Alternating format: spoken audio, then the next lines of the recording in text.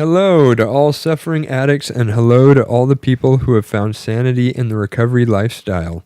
In this episode of Stories of Addiction, I will be talking to Mike about his addiction and his recovery from addiction. Mike is a client at the Galt House Sober Living Environment in Santa Cruz, California. He is 25 years old, and he has been addicted to alcohol. Mike is from the North San Francisco Bay Area in California, and he has a little more than 4 months clean time. How you doing, Mike? I'm doing pretty well. Yeah. So Right on, man. Well, why don't you tell us how your alcoholism got started? Pretty much the first time I drank was with my cousin after a really hard little childhood. But prior to hanging out with my cousin, I'll break down a little bit more of where it all stemmed from, and why alcohol was the escape for me. I grew up in a not so well household with my family or with my parents. They fought a lot. I grew up in the Sacramento area in South Sac, and it wasn't like the best environments for anyone, especially with that, and then the alcohol within the house and the domestic violence and stuff like that. My parents divorced when I was 7 or 8. It's really hard to remember, but it's around that time. And after they had divorced, my mom went on her little run with meth or crank or whatever you want to call it. And so I went through her disease with her until the age of 11. So pretty much from 9, when it got bad for her, was when I really knew what that drug was. And growing up in an even more harder ghetto and being almost ostracized, because I'd never fit in. During that time, I was moving from school to school. I never fit in with anybody.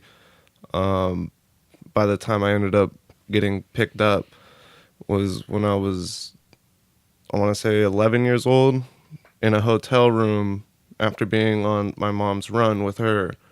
And then I got picked up by my dad. He just came back from tour because he's in the military, and he just came back from, I don't even know how long, like a 13-month tour or something like that.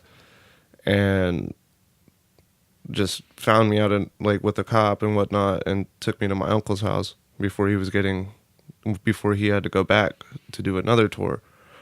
And that's when I started to explore a little bit with my cousin. She said, "We're gonna sneak out. If you got $10, let's go hang out." And I moved from the ghetto to a nicer place ish, to Vacaville, California. So I felt like, whatever, I have nothing else to do. And from that day, it was a good feeling. I knew, okay, that's a good feeling I want to go back to, because it was alcohol and weed at the same time. And at that age, it was something that was different. Everything in my head just stopped. And I'm 11 years old, about to be 12, and my mind is racing like that. And for that to slow everything down for me it was awesome. At least that's what it felt like at the moment. I didn't really start drinking hardcore until I got to high school, when I moved when my dad came back. I moved in with him to Petaluma, California. And it wasn't until then that's when it really started to kick off, when I started to want to fit in or be with people and belong. And was your dad a heavy drinker too? When you moved into that household, you described your living situation when you had been with your mom, but I'm wondering if it was still chaotic once you moved from your uncle's place. No, my dad rarely drank.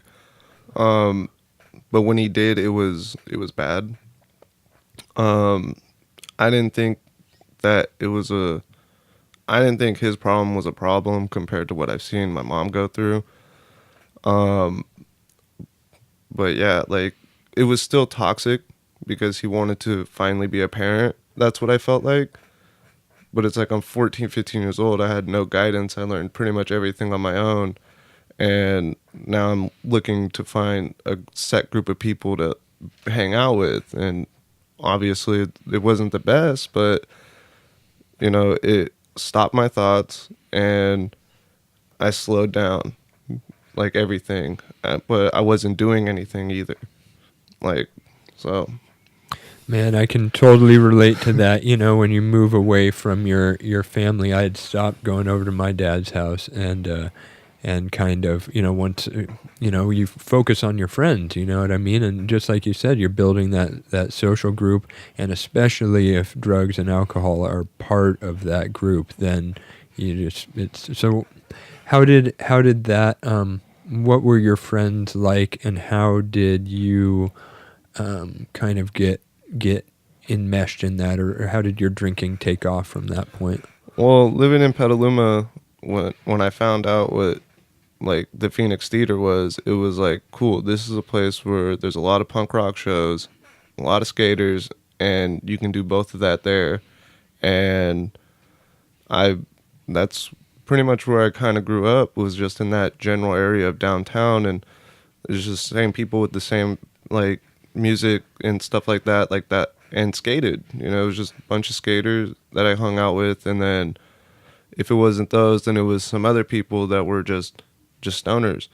So it's like I meshed with both of them, which was, yeah, they weren't like the best of influences, but obviously like I wasn't influenced, positively either. So that's where I felt like I fit in. And yeah, so like really big into punk rock, really big into skating. Like that was like my little scene that I had.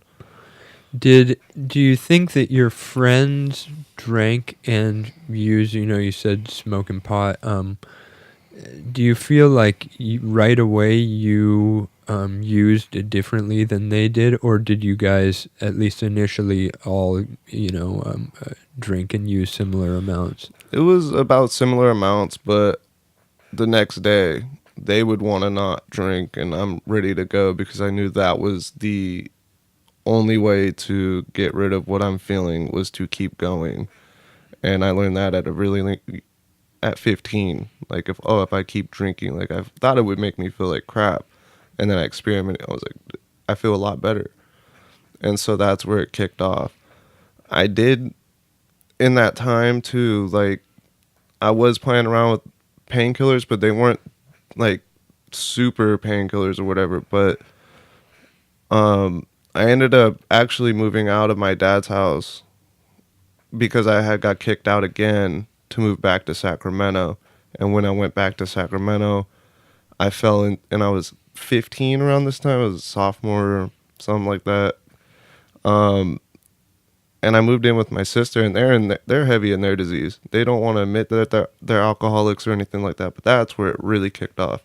That's where I started to take painkillers, and that's where I started to experiment. And I was over there for about a year and a half.